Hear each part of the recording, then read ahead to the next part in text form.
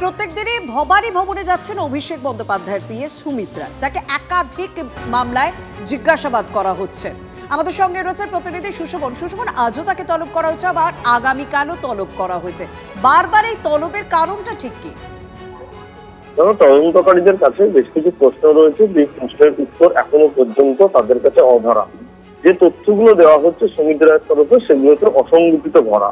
তাই ইতিমধ্যেই যে তথ্যগুলো অনুসন্ধান করছে, তার জন্য আগামীকালও শালবনী থানার যে কেস, সেই কেসে ডাকা হয়েছে। প্রসঙ্গত তোমায় জানিয়ে রাখি, সুজয় হাজরা যিনি ইতিমধ্যেই গ্রেপ্তার হয়েছেন, তার থেকে বেশ কিছু তথ্য পাওয়া গেছে।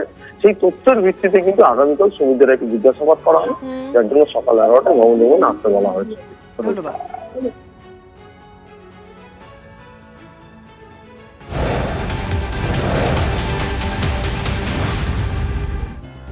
এদিকে পাথর মাফিয়া টুলু মণ্ডলের গ্রামে গিয়ে আত্মসমর্পণের জন্য মাইকিং পুলিশের। বুধবার সন্ধ্যায় বীরভূমের দেউচার সোৎসাল গ্রামে পৌঁছায় পুলিশ।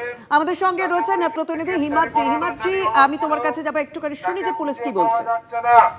যেহেতু তিনি নিজে লুকিয়ে আছেন, যাতে করে গ্রেপ্তারি পরোয়ানা কার্যকর না হয়, সুতরাং মাননীয় এসিজিএম সিউড়ি আদালতের দ্বারা তাকে পলাতক হিসেবে চিহ্নিত করা হয়েছে।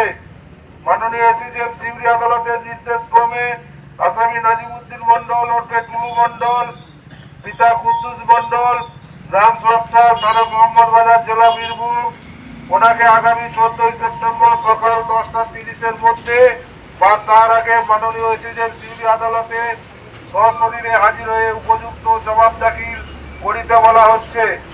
আমাদের সঙ্গে রয়েছে প্রতিনিধি হিমাদ্রি। হিমাদ্রি, একটা বিষয় পরিষ্কার করো, আমরা আগে যখন এই টুলুর বিপুল পরিমাণে সম্পত্তি উদ্ধার হচ্ছে, বিভিন্ন জায়গায় জিজ্ঞাসাবাদ চলছে, আমরা দেখছিলাম যে কোথাও একটা আশঙ্কা করা হচ্ছিল সে হয়তো বিদেশে পালিয়ে যেতে পারে, দেশের বাইরে চলে যেতে পারে। তো এই এই মাইকিং এর ঠিক কারণ কি? মানে টুলুকে সত্যি বীরভূমে রয়েছে, বীরভূমে থাকলেও সে ওই দেউচাতে রয়েছে, এরকম কোনো তথ্য কি পুলিশের কাছে এসে পৌঁছেছে?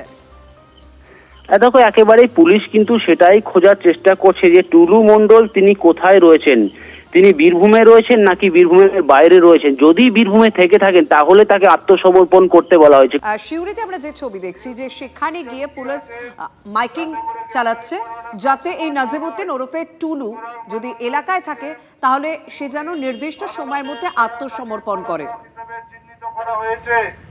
মাননীয় এসিজিএম সিউড়ি আদালতের নির্দেশ ক্রমে আসামি নাজিমউদ্দিন মন্ডল ওরফে টুলু মন্ডল।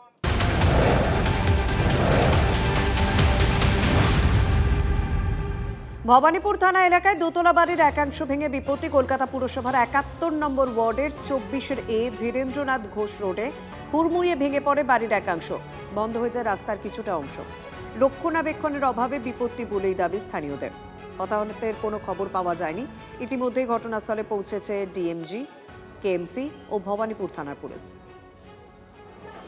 থানা এলাকার 24 এ ধীরেন্দ্রনাথ ঘোষ রোড, এই যে বাড়িটি আমরা দেখতে পাচ্ছি, প্রায় 200 বছরের পুরনো এই বাড়ির দোতলার একটা বড় অংশ হুড়মুড়িয়ে সন্ধ্যে 7টা থেকে 7:15 নাগাদ ভেঙে পড়ে।